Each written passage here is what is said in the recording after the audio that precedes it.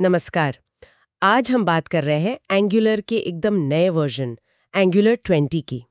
ये हाल ही में मई 2025 में रिलीज हुआ है।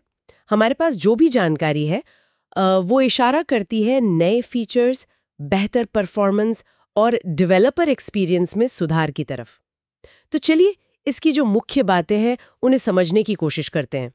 हमारा मकसद है एंगुलर 20 के जो सबसे अहम बदलाव हैं उनको देखना, खास तौर पर वो जो सीधे सीधे ऐप की स्पीड और कोड लिखने के तरीके पर असर डालते हैं। ठीक है, तो शुरुआत करते हैं कुछ मेन फीचर्स से।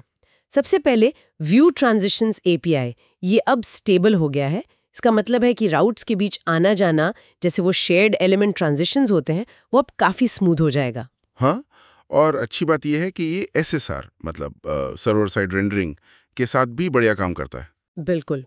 और अब एक ऐसा फीचर जिसका शायद बहुत लोग इंतजार कर रहे थे, जोनलेस चेंज डिटेक्शन। हालांकि अभी डेवलपर प्रीव्यू में है, पर ये वाकई में एक बड़ा कदम लगता है। पहले एंगुलर में बदलाव ट्रैक करने के लिए जोन जेएस इस्तेमाल होता था। हाँ, जो कभी-कभी परफॉर्मेंस इशू देता था और बंडल साइज भी बढ़ाता था। सही का। तो अब जोनलेस मोड में एंगुलर एप्स जोन जेएस के बिना चल पाएंगे।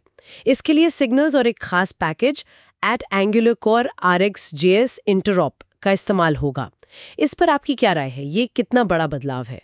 देखिए, ये सचमुच एक बहुत बड़ा कदम है। जोनलेस चेंज डिटेक्शन का सबसे बड़ा फायदा मेरे हिसाब से परफॉर्मेंस ही है। जोन जेएस हटाने से न सिर्फ रन टाइम का ओवरहेड कम होगा, बल्कि ऐप का जो फाइनल साइज बनता है वो भी छोटा होगा। अच्छा। तो ऐप तेजी से लोड होगी, मतलब सीधा फायदा है। ऐप हल्की और तेज, और चेंज डिटेक्शन के लिए अब ज्यादातर सिग्नल्स पर निर्भर रहना होगा। इससे डेवलपर्स का रिएक्टिविटी पर ज्यादा कंट्रोल रहेगा। और अगर हम इसे वेब डेवलपमेंट की बड़ी पिक्चर से जोड़ें तो सिग्नल्स की तरफ ये झुकाव कोई एंगुलर की अकेली बात नहीं है। आजकल ज्यादातर मॉडर्न फ्रेमवर्क्स परफॉर्मेंस के लिए इसी तरह के रिएक्टिविटी मॉडल अपना रहे हैं। हाँ, ये ट्रेंड तो दिख रहा है। जी, तो एंगुलर का ये कदम उसे इन मॉडर्न तरीकों के और करीब लाता है, दिखाता है कि फ्रेमवर्क इवॉल्व हो रहा है। आपने सिग्नल्स की बात की, तो एंगुलर 20 में और भी कोर एपीआईज अब सिग्नल्स का इस्तेमाल कर रही हैं। ऐसा कहा जा रहा है कि नए ऐप्स बनाते समय अब RxJS की जगह सिग्नल्स को प्रेफरेंस दी जाए। परफॉर्मेंस तो ठीक है, पर क्या इससे डेवलपर के कोड लिखने के तरीके में भी कोई खास फर्क पड़ेगा? हाँ, बिल्कुल। देखिए, सिग्नल्स का बढ़ता इस्तेमाल सिर्फ परफॉर्मेंस की बात नहीं है। ये डेवलपर्स के लिए रिएक्टिव लॉजिक लिखना और समझना दोनों आसान बना सकता है, खासकर उन मुश्किल सिचुएशंस में जहां पहले लंबी लंबी आरएक्स चेन्स बनानी पड़ती थी। सिग्नल से स्टेट मैनेजमेंट और डेटा फ्लो कई बार ज्यादा क्लियर और सीधा हो जाता है। समझ गई। अच्छा, इसके अलावा जो लोग SSR यूज करते हैं, उनके लिए हाइड्रेशन में भी सुधार हुए हैं। मतलब जब सर्वर से कंटेंट क्लाइंट पे आता है, तो अब तेज हाइड्रेशन होगा और रिएक्टिविटी सपोर्ट भी बेहतर मिलेगा। जी हाँ, इसका नतीजा ये होगा कि यूजर को पेज लोड होते टाइम वो जो झिलमिलाहट या फ्लिकर्स दिखते हैं वो कम होंगे। ये तो यूजर एक्सपीरियंस के लिए काफी अच्छा है। और डेवलपर एक्सपीरियंस की बात करें तो एंगुलर CLI भी अपडेट हुआ है।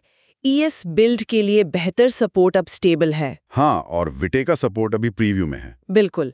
डेवलपर्स के लिए इसका सीधा मतलब है तेज डेव सर्वर स्टार्टअप और कोड बदलने पर लगभग तुरंत अपडेट्स दिखना। हाँ, ये बिल्ड टूल्स वाले सुधार वाकई रोज के काम में बहुत फर्क डालते हैं। वो बिल्ड का इंतजार करने वाला टाइम बचता है। सही।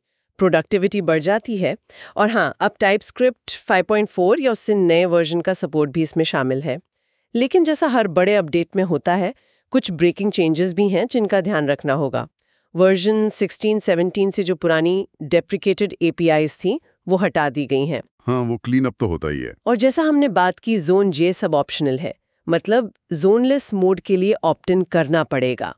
इसके अलावा राउटर कॉन्फ़िगरेशन और एनिमेशन APIs में भी कुछ बदलाव हैं। तो जो लोग अपनी एप्लीकेशन को एंगुलर 20 पर अपग्रेड करने का सोच रहे हैं, उनके लिए क्या सुझाव हैं? देखिए, सबसे जरूरी है कि माइग्रेशन को प्लान करें, हड़बड़ी ना करें। सेफ अपग्रेड के लिए वो कमांड ngupdate@angularkeli@angularcore का इस्तेमाल करें। हाँ, वो तो स्टैंडर्ड तरीका है। और अपने करंट एंगुलर वर्जन के हिसाब से जो ऑफिशियल एंगुलर अपडेट गाइड है उसे जरूर देखें। वो काफी डिटेल्ड होती है। बिल्कुल। मतलब साफ है, अपग्रेड से पहले इन बदलावों को समझना जरूरी है। जी हाँ, अपडेट गाइड और रिलीज नोट्स को ध्यान से पढ़ना बहुत जरूरी है, किसी भी सरप्राइज से बचने के लिए। तो संक्षेप में कहें तो एंगुलर 20 कई महत्वपूर्ण सुधार लेकर आया है।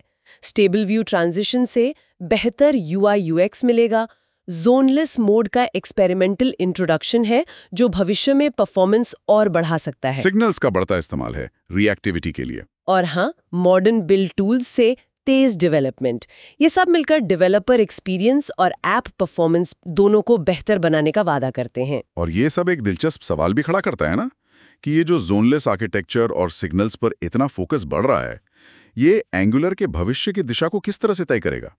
क्या ये रिएक्टिविटी और परफॉर्मेंस को लेकर फ्रेमवर्क के जो कोर आइडियाज हैं, उनमें एक बड़े शिफ्ट का इशारा है?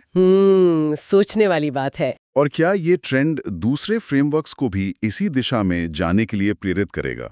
इस पर आगे सोचना काफी रोचक होगा। तो ये थी एंगुलर 20 के मुख्य पहलुओं पर एक नज़र, जो हमें उपलब्ध जानकारी के आधार पर मिली।